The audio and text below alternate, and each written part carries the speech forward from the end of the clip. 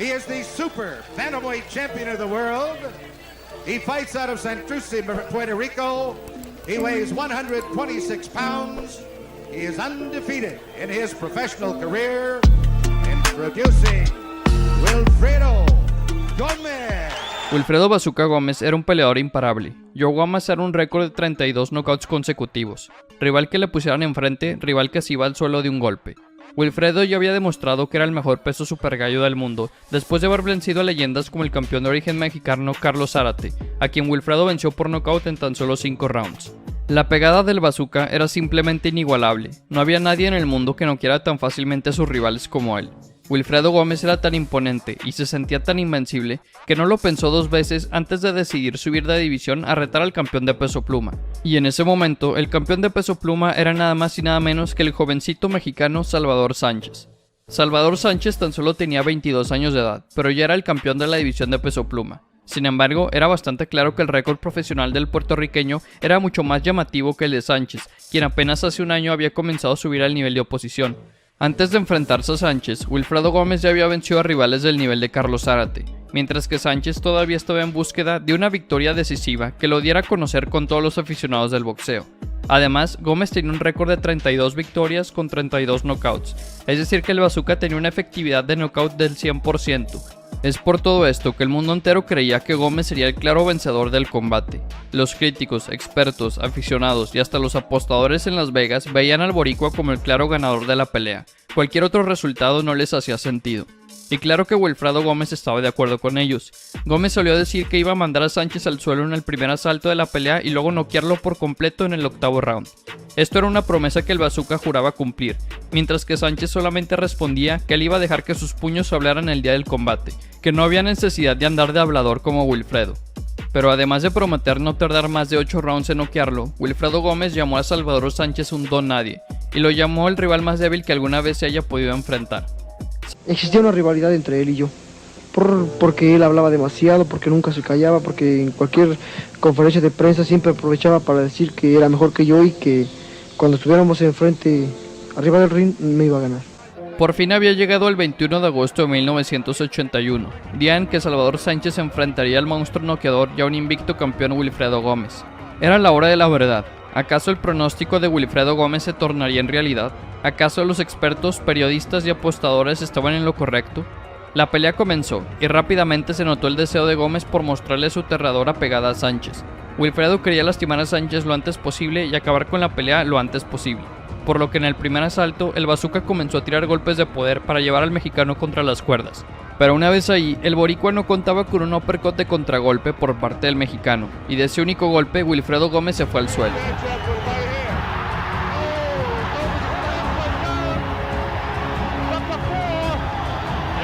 Fue en el 8º asalto donde tanto Wilfredo como Salvador Sánchez decidieron salir con toda la agresión que tenían a probar la pegada y el aguante del otro. Wilfredo conectaba un golpe de poder, pero Sánchez respondía inmediatamente. Wilfredo tiraba 3 ganchos a la cabeza de manera consecutiva y Sánchez le regresó al favor tirando 3 ganchos al hígado.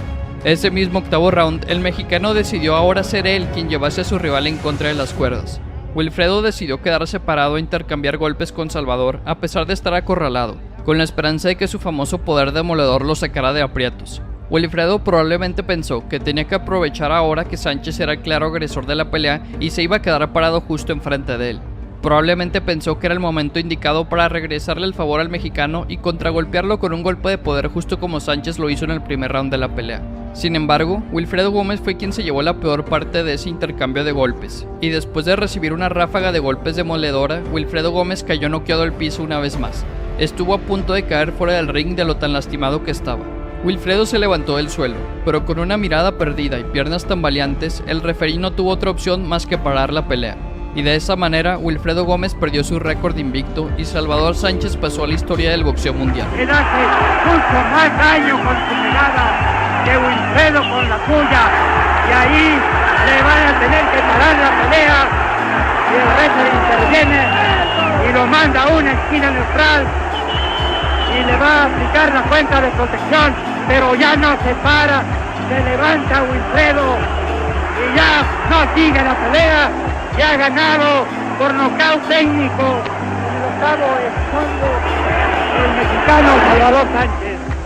Una maravillosa pelea y una brillantísima defensa de su corona mundial de peso pluma. Currently ranked the number 2 WBC Super Lightweight Contender, presentando al retador número 2 en el mundo, Greg Haugen. Campeón del mundo de peso ligero y superligero en múltiples ocasiones, un peleador que no le tenía miedo a nadie, retaba y se enfrentaba a los mejores del mundo. Se enfrentó a Héctor el Macho Camacho, a Pernell Whitaker, a Vinny Pacienza y a muchos más. Reconocido por su fanfarronería, su manera de burlarse e insultar a sus rivales, su habilidad de hacer enojar a cualquier persona que le pusieran enfrente solamente hablando. Greg Haugen era un peleador de buen nivel que parecía podía darle pelea decente a cualquier campeón del mundo, o por lo menos eso es lo que él decía. Pero Haugen cometió el error más grave de su vida cuando hizo enojar a la leyenda más grande del boxeo mexicano, error que lo terminaría lastimando, literalmente. You know, 60 of the guys he fought were just Tijuana cab drivers that my mother could have knocked out, and you know, but the other 20 guys or 22 guys are good fighters, so you know, I'm not taking him light, but I'm not taking him as he's unbeatable either with 82-0. I'm looking to hurt Julio. I'm going to go out there and I'm going to jump right on him. I'm going to get right on him, right in his face from round one, the first bell, and I'm going to be throwing punches at him. And I'm going to be hitting him. And he's going to be hitting me, and it's going to be who's standing at the end. And I know it's going to be me. For the big fight against Haugen. ¿Tú te crees que un combate como este te prepara para la pelea de Hogan? Sí. Yeah. La verdad que a Hogan sí no le voy a tener nada de compasión. With Hogan, I ain't gonna have no pity on Hogan because I'm gonna knock him out because he's got a big mouth. But here we have Haugen, who doesn't need an interpreter. What do you got to say for all that? Didn't show me nothing, you know. Couldn't hurt the kid, but you know it's a tough fight for him. But you know I had a tough night too. A ti sí te voy a arrancar la cabeza. I'm gonna chop your head off. A ti no te voy a tener compasión. A ti no te voy a tener nada de compasión. I'm gonna have no compassion with you. Me neither, okay? Me neither. I'm scared, Julio. Shade because you know you being. Cause okay? No problem for you. Take it easy. Take it easy. Y por fin, en febrero de 1993, Greg Haugen se subió al ring para enfrentar a un Julio César Chávez enfurecido. Después de decir que no había suficientes mexicanos que pudieran asistir a la pelea, Haugen se encontró a más de 132,000 mexicanos en el Estadio Azteca. Esta es la pelea con el récord de la mayor cantidad de espectadores en la historia. Y con los gritos de más de 130,000 aficionados y con el sonar de la primera campana, había llegado la hora de comprobar si Haugen podía respaldar todo lo que había dicho con actos y no solamente con palabras. Pero en ese mismo primer round, Haugen visitó la lona después de recibir castigo por parte de la furiosa leyenda mexicana.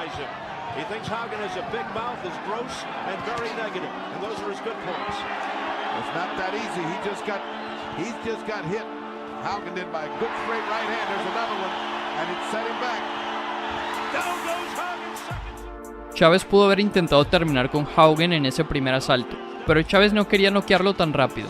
Chávez quería que Haugen sufriera más, quería lastimarlo aún más por todas las burlas e insultos que había dicho. Entonces lo dejó recuperarse para que volviera a salir en el segundo round. Y así fue la pelea round tras round. Chávez lastimaba a Haugen al inicio de cada asalto, pero luego lo dejaba recuperarse para poder golpearlo aún más en el siguiente round. Fue hasta el quinto round del combate cuando el referí decidió parar la pelea después de que Julio César Chávez le conectara una seguidilla de golpes de poder a un Haugen que no podía hacer más que recibirlos parado contra las cuerdas. Y de esa manera, Greg Haugen fue noqueado por primera vez en su vida a manos del gran campeón mexicano Julio César Chávez.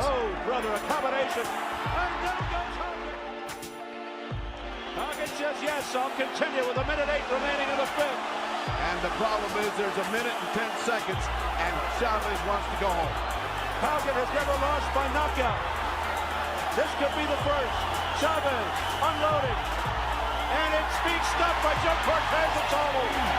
The undefeated WBO IBF featherweight champion of the world, your Prince Naseem.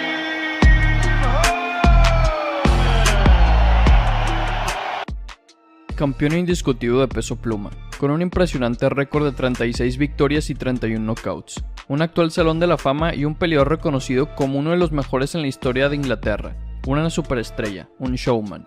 Reconocido por su gran pegada, su estilo de pelea poco común, su habilidad para llamar la atención y su facilidad de palabra para calentar cualquier pelea. Naseem Hamed, también conocido como el Príncipe Naseem, era un peleador que parecía invencible, y al creerse el mejor del mundo, el príncipe nunca se guardó nada a la hora de hablar y retar a sus rivales, desde insultos, burlas hasta provocaciones hacia sus rivales. Naseem Hamed era un hablador, fanfarrón y presumido, y la verdad es que el príncipe siempre se salía con la suya porque siempre terminaba ganando sus peleas, y todos los insultos y burlas que decía se tornaban en realidad. Sin embargo, por fin llegó el día en el que todas las palabras que salieron de su boca le llegaron a costar muy caro.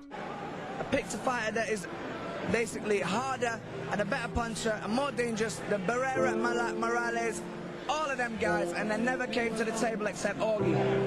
Damn, I'm looking good. All right. Morales and Barrera will come 2001 when they want it. And when they want it, they'll get knocked out because I want it now. You definitely step up taking on Marco Antonio Barrera. At what point did you decide you wanted to get in the ring with the best of the best? It's not me that decided that I wanted to get in the ring with the best of the best. That's not happening. It's them that decided with me. I offered to fight Barrera way before he took the fight, and he refused the fight. So you got a little bit, you mixed up a little bit, you're a little bit confused with that. Them guys stepped up to the table after I offered it them. And when I did offer it them the first time, they refused. And now is the time it's going to happen because he's accepted. I've basically got too much power for that boy, too much speed for that boy, and I'm going to prove it tonight that I'm the best featherweight in the whole world. Y después de tantas negociaciones, después de tanto hablar, Marco Antonio Barrera se enfrentó al príncipe Naseem Hamed en Las Vegas, Nevada, en la que fue la primera pelea de pago por evento de Hamed en Estados Unidos. Y con el sonar de la primera campana había llegado la hora de comprobar si todo lo que decía Hamed era realidad o si por primera vez en su vida se había equivocado. Y rápidamente, desde el primer round se notó claramente que el mexicano había subido al ring con un buen plan de pelea. Con su técnica depurada, con un estilo que variaba entre el estilo agresivo usual y un estilo enfocado al contragolpeo, Marco Antonio Barrera encontró éxito en el primer asalto del combate, logrando inutilizar la mano izquierda peligrosa de Hamed para luego rematarlo con un golpe de derecha. Después de ese primer asalto, Hamed se dio cuenta de que la pelea sería complicada, y poco a poco la pelea se tornaba más sucia, más física. Hamed tomó a Barrera del cuello en una ocasión y lo envió al piso junto con él, cosa que enfureció al mexicano, que no se podía permitir perder la calma en ningún momento. Con el paso de los rounds, ambos fueron encontrando éxito en sus ataques. Barrera contragolpeaba y conectaba golpes poderosos a un príncipe que estaba acostumbrado a no recibir demasiado castigo, y Hamed lograba conectar golpes rectos debido a su gran velocidad de manos. La diferencia a lo largo de la pelea es que Barrera aterrizaba golpes constantemente en cada round, y el éxito de Hamed era mucho más esporádico. Sin embargo, todos sabían que Naseem Hamed tenía dinamita en sus manos, y que de un buen golpe podía noquear a un Barrera que recién había subido de peso. Es por esto que el mexicano no se podía permitir desconcentrarse en ningún momento. Naseem probó todo lo que pudo para ganar terreno en el combate. Intentó ser el agresor, intentó contraatacar, hasta cambió su guardia de zurdo ortodoxo, cosa que sí le brindó algo de éxito. Pero ni eso fue suficiente para detener a Marco Antonio Barrera en la que parecía ser la mejor pelea de su vida. En el último round, Barrera le devolvió el favor a Hamed y lo tomó igual que como Hamed lo había tomado al inicio del combate. Pero en vez de enviarlo al suelo, Barrera lo empujó y lo estrelló en contra de la esquina, por lo que el referí le quitó un punto en las tarjetas de los jueces. Pero aún con esa deducción de puntos, los tres jueces le otorgaron la victoria al campeón mexicano, y por ende le dieron su primer derrota al príncipe Naseem Hamed.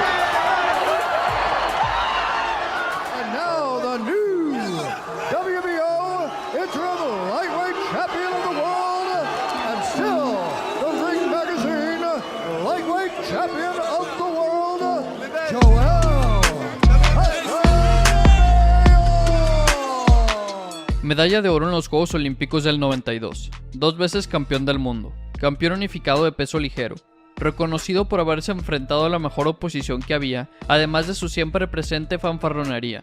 El cubano Joel Casamayor, también conocido por su apodo, El Cepillo, era un peleador que llegó a creerse invencible, y al creerse el mejor del mundo, Casamayor nunca se guardaba nada a la hora de hablar y retar a sus rivales, desde insultos y burlas hasta provocaciones físicas hacia sus oponentes. Casamayor hacía de todo para sacar de quicio a sus rivales desde mucho antes de subirse al cuadrilátero. Entonces, con una reciente derrota en la cual hubo un knockdown en su contra, con el riesgo que siempre existe cuando un peleador sube de peso, con el hecho de que Casamayor había aguantado ya la pegada de peleadores más poderosos que Márquez sin nunca haber visitado la lona, y con el hecho de que Casamayor estaba pasando por el mejor momento de su carrera, la verdad es que parecía que Juan Manuel Márquez no lo tendría nada fácil enfrentando al campeón de peso ligero. Y Casamayor sabía todo esto, sabía que estaba pasando por una buena racha y sabía que tenía amplias posibilidades de vencer a Márquez, y el Cepillo no tardó nada en hacernos saber su opinión sobre la pelea y su rival. Joel Casamayor dio su pronóstico para el combate en contra de Márquez diciendo: "Le voy a dar la tunda de su vida y lo voy a noquear, estoy en el mejor momento de su carrera". Pero luego continuó hablando y literalmente dijo lo siguiente: "A los mexicanos no les va a gustar, pero les voy a regresar a Juan Manuel Márquez derrotado y con una golpiza. La verdad, para mí Márquez ni parece mexicano. Creí que era salvadoreño o algo parecido, porque los mexicanos son valientes, pero eso le falta a Márquez". Sin embargo, Casamayor no paró ahí, no paró con las palabras. El Cepillo también comenzó a atacar físicamente a Márquez. En la rueda de prensa y en el pesaje lo insultaba, le gritaba, lo empujaba, le llevó a tirar su sombrero, etcétera, etcétera. Fue en esos momentos donde Joel Casamayor se convirtió en el peleador más hablador al que Márquez alguna vez se había enfrentado. Y por fin, después de tantos insultos y burlas, después de tantos ataques, llegó el día 13 de septiembre del 2008, fecha en la cual tomaría lugar el combate entre el ex campeón y retador mexicano Juan Manuel Márquez y el campeón del mundo de peso ligero Joel Casamayor en Las Vegas, Nevada. Y con el sonar de la primera campana había llegado la hora de comprobar si todo lo que había dicho Casamayor era realidad o si solo estaba hablando por hablar. Y la verdad es que al inicio del combate sí parecía que Casamayor estaba en camino a lograr lo que había prometido. Los primeros 4 rounds del combate fueron cerrados, pero ligeramente a favor del cubano. Márquez todavía no se lograba acostumbrar al estilo de Casamayor, ni a la guardia zurda del cubano, ni a la nueva división de peso. El mexicano tardaba en adaptarse a la pelea, y con cada round que pasaba, Casamayor sumaba un round más ganado en las tarjetas de los jueces. Pero esa era la estrategia del mexicano. El entrenador de Márquez, Nacho Beristain, le pidió a su peleador que se tomara los primeros rounds del combate para adaptarse a la pelea. Márquez y su entrenador sabían que estaban regalando los asaltos a su rival, pero aún así siguieron con esta estrategia. Y después de algunos asaltos, Casamayor estaba ganando la pelea claramente. El cubano ganó los primeros 4 rounds mínimo. Pero tampoco es que estuviera dominando ampliamente. Casamayor conectó más golpes que Márquez, pero Márquez conectaba constantemente también. El mexicano hacía ajustes con cada round que pasaba. Y por fin, en el quinto asalto de la pelea, las cosas cambiaron ampliamente. Y a partir de ese quinto round, Juan Manuel Márquez comenzó a dominar la pelea. Márquez conectaba golpes de poder a placer, y Casamayor no podía hacer mucho más que intentar contraatacar, pero siempre terminaba fallando sus golpes. Y en ese mismo quinto asalto, Márquez le conectó un recto de derecha perfecto al rostro de Casamayor, golpe que terminó por abrir una cortada en la ceja del cubano, y a partir de ese momento, Casamayor tendría que pelear con sangre escurriendo hacia su ojo, impidiendo su vista por el resto de la pelea. Casamayor había ganado los primeros 4 rounds del combate, pero Márquez comenzaba a ser cada vez más dominante. El mexicano ganó claramente el quinto, sexto y séptimo asalto, y el dinamita seguía conectando cada vez más y más golpes. Y por fin, en el 11º round de la pelea, Juan Manuel Márquez mandó a Joel Casamayor al suelo.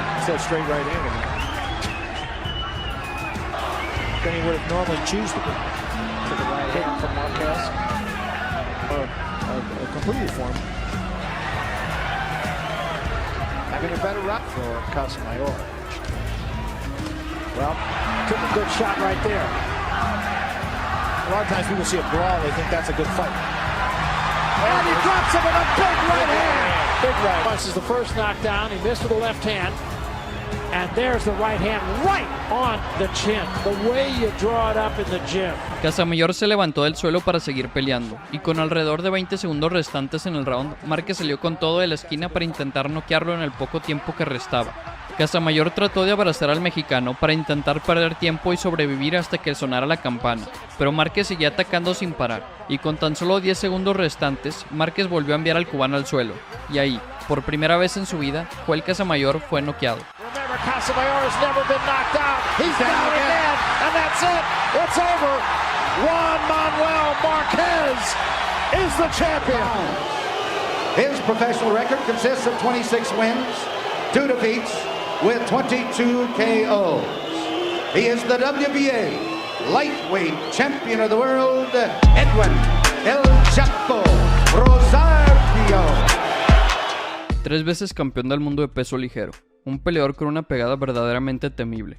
Reconocido por ser un peleador que se enfrentaba a los mejores sin poner ninguna excusa. Se enfrentó a Héctor el Macho Camacho, Howard Davis Jr. y José Luis Ramírez. Un boxeador sumamente destructivo. De sus 47 victorias, 40 fueron por la vía del knockout. El puertorriqueño Edwin Rosario, también conocido por el apodo de Chapo, Era un campeón del mundo sólido que lastimaba a cualquiera que se atreviera a pararse enfrente de él, pero que acompañaba su alto nivel boxístico con insultos y burlas para hacer menos a sus rivales y sacarlos de quicio. Pero esta táctica de hablar de más no siempre le funcionó. Para el año 1987, Edwin Rosario ya se había hecho de un hombre en la división de peso ligero. Se había enfrentado a Héctor el Macho Camacho, se había enfrentado en 2 ocasiones a José Luis Ramírez y recién había recobrado el campeonato mundial de peso ligero. Es decir que Rosario ya era reconocido como un sólido campeón del mundo que le podía dar pelea a cualquier rival. Pero al volverse campeón tenía que cumplir con el deber de defender su cinturón en contra de los rivales mandatorios. Y en noviembre de 1987 le tocó la mala suerte de tener que enfrentar a la leyenda mexicana Julio César Chávez. Entonces, Chávez quería arriesgarse y subir de división para retar al campeón del mundo, que en ese momento era Edwin Rosario. Rosario aceptó enseguida, y con todos de acuerdo, la pelea se pactó para el 21 de noviembre, y una vez se hizo oficial, Rosario comenzó a hablar. Voy a noquear y llega el día de la pelea y noqueo, y así te va a pasar a ti. Esa mañana tienen todos los puertorriqueños de decir que nos van a noquear. Fíjate, cambiaste la pregunta porque dijiste que los puertorriqueños eran iguales primero. Es cierto, pues tú eres igual que los puertorriqueños. Quería arrancarle la cabeza a... El primero fue, fíjate bien, el primero fue Edwin Rosario, que en paz descanse. El Chapo. Sí. El Chapo Rosario, Sí. porque me insultó, me dijo hasta de qué me iba a morir y se metió con mi esposa, me dijo, no puedo decirlo aquí en la televisión, pero... Pero le dije, no puedo, tampoco puedo decirlo en la televisión. Pero le dije, me vas a, ya sabes, ¿me entiendes? Y te voy a arrancar la cabeza, le dije. Y la verdad subí con un coraje y una rabia. Era personal. Era personal. Sí, Julio César Chávez subió al ring el día 21 de noviembre de 1987 para enfrentarse al campeón del mundo Edwin Rosario. Había llegado la hora de la verdad. ¿Podría Rosario cumplir su palabra y acabar con el reinado del mexicano? ¿O acaso quedaría como un hablador más? La pelea se mantuvo pareja los primeros 4 asaltos. Rosario por momentos contragolpeó fuerte. Los golpes de ambos sonaban como bombas cada vez que conectaban. Chávez salió al ataque desde el comienzo, por lo que Rosario no podía hacer más que caminar hacia atrás e intentar contragolpear al mexicano. Pero ni Rosario ni su esquinas esperaban la bestial presión de Chávez, quien fue machacando primero abajo y luego arriba para dejarlo sin oportunidad alguna. Conforme avanzó la pelea, más creció el dominio de Julio César Chávez, y también las señales de castigo en el rostro del boricua. Los golpes por parte de Chávez eran incesantes, y para el 10º round el ojo izquierdo de Rosario estaba completamente cerrado. La inflamación en el rostro del boricua era tanta que ya estaba en riesgo de perder la vista de su ojo de manera permanente, además de que también estaba sangrando de su nariz y boca. El castigo ya había sido demasiado, y por fin, en el 11º round de la pelea, la esquina de Edwin Rosario tiró la toalla y el referí paró el combate, otorgándole la victoria a Julio César Chávez por la vía del knockout técnico.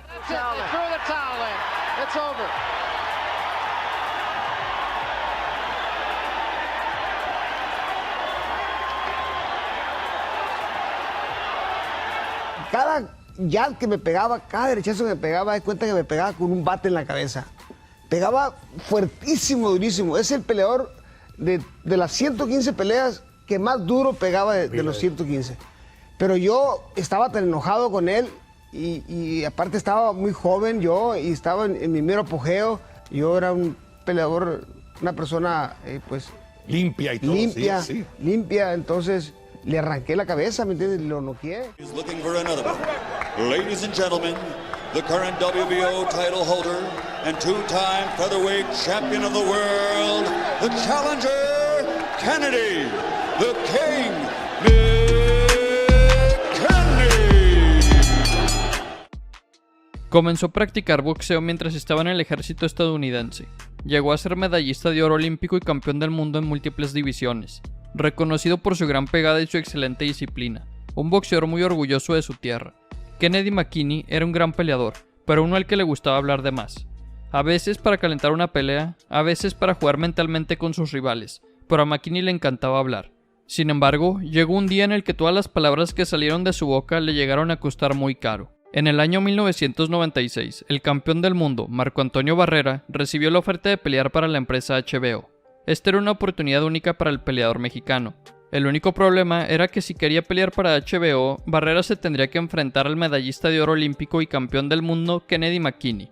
En ese entonces, tanto Barrera como McKinney representaban lo mejor que había en su división, una pelea complicada para ambos, pero Marco Antonio Barrera tenía el sueño de pelear en una cartelera de HBO en los Estados Unidos. Era la oportunidad de pelear donde todos los grandes habían peleado, la oportunidad de acercarse a la grandeza. Entonces Barrera aceptó la pelea inmediatamente. Kennedy McKinney fue la primera pelea de After Dark para HBO. Me lo propusieron a él para poder yo entrar para HBO. O sea, es que antes eran muy duras las peleas. Se me acercó el director de HBO y me dijo, ¿qué es pelea para HBO? No, pues eso vengo. Yo parece estoy en Estados Unidos. Ah, vas con Kennedy McKinney, el campeón mundial, medalla de oro de los Estados Unidos. Échemelo. Sin embargo, Marco Antonio Barrera no se esperaba lo que le seguiría las próximas semanas después de aceptar el combate. McKinney comenzó a hablar, a menospreciar a Barrera, a decir que sería imposible que un extranjero lo pudiese vencer en su propia tierra. Poco a poco, los gritos de McKinney llegaron a molestar al campeón mexicano. Lo molestaron al punto de que sintió la necesidad de tomar acción para frenar los insultos y burlas de su rival.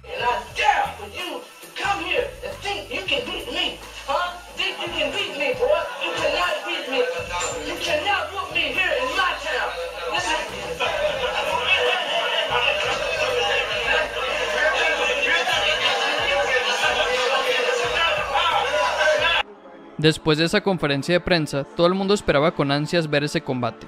Y por fin, en febrero de 1996, Marco Antonio Barrera subió al ring a enfrentarse al hablador de Kennedy McKinney. Y debido a las ganas que ya se traían desde la conferencia de prensa, no hubo ningún round de estudio en el combate. Desde el primer minuto de la pelea, ambos salieron con todo, ambos en búsqueda del knockout. Sin embargo, rápidamente nos dimos cuenta de que Barrera había encontrado más éxito en el combate.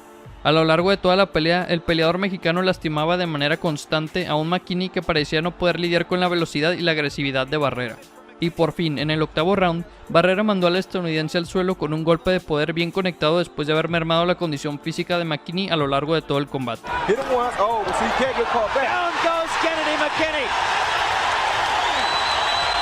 McKinney se levantó, pero luego fue enviado de vuelta al suelo de un golpe por parte de Barrera en ese mismo octavo asalto.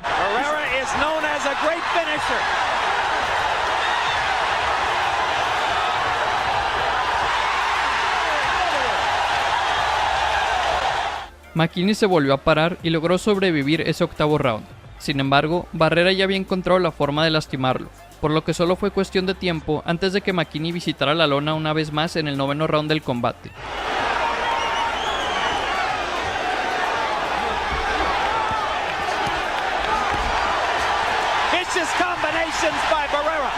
Entonces, en ese 12º asalto, Marco Antonio Barrera salió a demoler los restos que quedaban de McKinney. En ese 12º round, Barrera envió a McKinney al suelo en 2 ocasiones, para dejarle muy en claro al estadounidense que el que mandaba era él.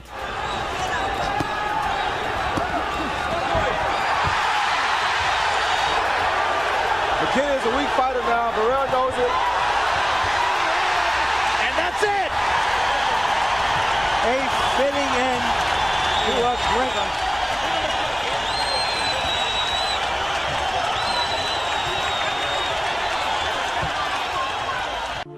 Ranked the number 2 WBC super lightweight contender in the world, introducing the 3-time world champion Héctor Macho Camacho. Una de las peleas más esperadas por la afición mexicana se dio a principios de los años 90, cuando Julio César Chávez y Héctor Luis el Macho Camacho llegaban como dos de los peleadores más importantes del peso superligero y habían pactado una pelea con tintes históricos. El campeón mexicano subió al ring con un récord de 81 victorias consecutivas, ni una derrota y ningún empate, mientras que Héctor Camacho mantenía un impresionante récord de 40 victorias y una sola derrota la cual el Macho recién había vengado. Entonces podemos decir con certeza que ambos eran los mejores del mundo en el peso superligero. Héctor el Macho Camacho era reconocido como un campeón dispuesto a enfrentarse y a vencer a cualquiera, además de que también contaba con una quijada impresionante. Camacho no había visitado la lona ni una sola vez en sus 41 combates hasta ese momento, y al ser zurdo, Camacho siempre tenía ventaja sobre todos sus rivales.